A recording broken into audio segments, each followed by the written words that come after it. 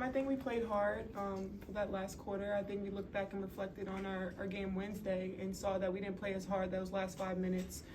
We punched at that last 5 minutes and we took all we could, and I think everybody just came out with energy, did all the little things. Everybody from block steals, box out, everybody did what they needed to do to get the win, and it was a team effort.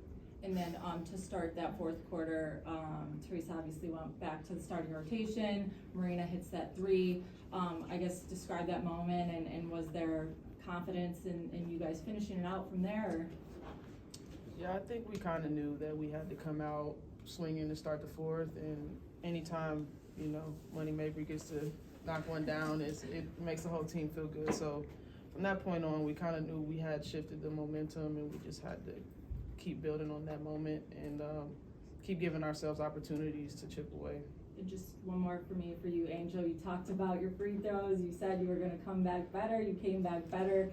Is it as simple as that, or did you put in extra work in these last couple days at the free throw line? I think I still missed 2 crucial ones at the end that I'm really still gonna be hard on myself about. But obviously, I've worked on free throws for a long time, and I get to the line a lot, so I have to knock those free throws down. And obviously, I look back and see what I did that wasn't good the first game, why I was rushing my free throws. So I think I helped the team tonight with free throws. Angel, how big a deal was it that so early in your career to be dependent on and be part of the closing lineup when it's winning time, that they already got confidence in you from day one walking through the door?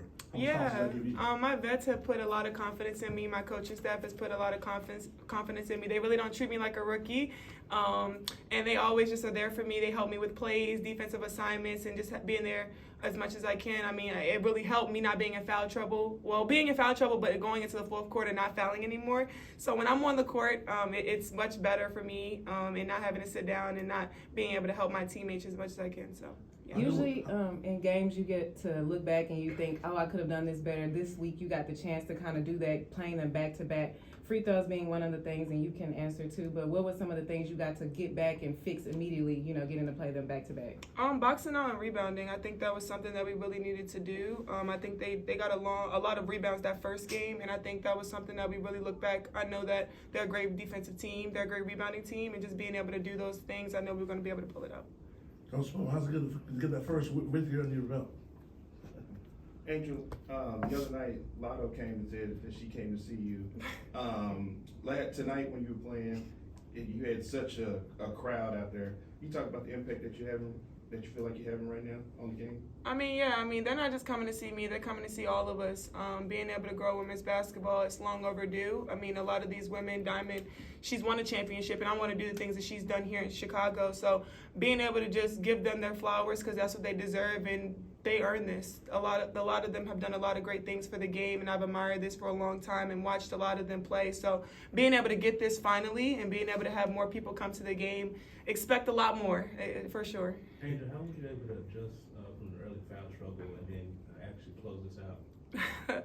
Keeping my hands off people, not going for everything, and staying down on my man. Obviously these players are vets and 4 or 5 year players, so they're kind of going to try to outsmart me. So being able to listen to my teammates and coaches and them putting confidence in me throughout the game was really important for me. You got 3 fouls early. Talk to me about, I was right there right by your bench. You really, kept the bench hype, kept supporting your players. Talk about how important it is to support the players, while you're on the bench, because you were on there for a long time, second quarter, but you stayed engaged in the game. Talk about how important that is for your team to see you supporting them like they do. Yeah, even though I'm young, I know I bring a lot of energy to this team.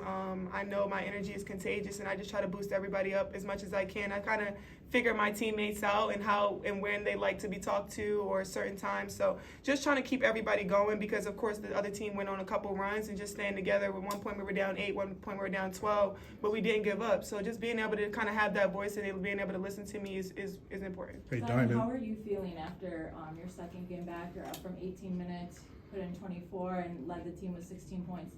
Yeah, I feel great, just trying to, since I've been on this minutes restriction, just trying to be as impactful as I can with the minutes that I'm given right now. Super grateful for our medical team, medical staff, for just making sure that I'm progressing in the right ways. Coach Boone for trusting me, being vocal about how I'm feeling, but I feel great, and I'm really blessed and I'm really fortunate You know, this is the first of many, and, you know, I'm just really grateful to be a part of this organization. Hey, Diamond, Coach always affectionately calls you the comeback kid. I just wanted to get your feelings on just how you feel in this moment and just the leadership that you showed today.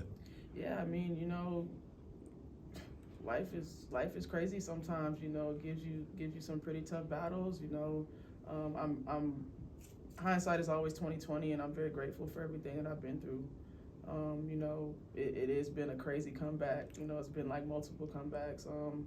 But you know, now that I'm here, you know, I'm healthy. I have an opportunity to help lead this team in a way that I've never done since I've been in the league. You know, and I'm super grateful to have the opportunity. I've got some really incredible teammates. Got some amazing coaches who believe in me, who breathe life into me every single day.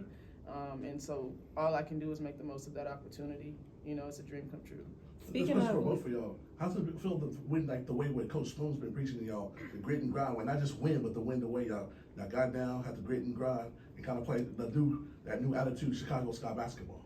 Yeah, in the locker room at halftime, she really told us if we want it or we don't. And being able to go out there and make those winning plays, I think everybody, again, came in and did their job, rebounding, boxing out, being able to get steals and hitting big shots. I think everybody kind of knows their role within this team, and we're still figuring each other out. But Coach Spoon does a great job coming in every practice, every day, like pushing us, keeping the energy high, even shoot around. Like shoot around is super intense too. So being able to have a coach that like is always high energy, you always keep going. Like you never can think the game is over because you have a coach that really is like always energetic and believes in us. Diamond, speaking of leadership, to have Angel, someone coming out of the 2024 rookie class, one of the biggest, coming in saying she wants to do things like you, and she's obviously following your leadership. You guys lost Wednesday, came back, fixed things, won today. So how does it feel to kind of have that sense of coachable coming from somebody like, and then you guys just come together and get it done? Yeah, I mean, Angel's a really rare talent, you know, being that she has to juggle a lot of different things, you know, and to have somebody as sound-minded as her at her age, you know, come in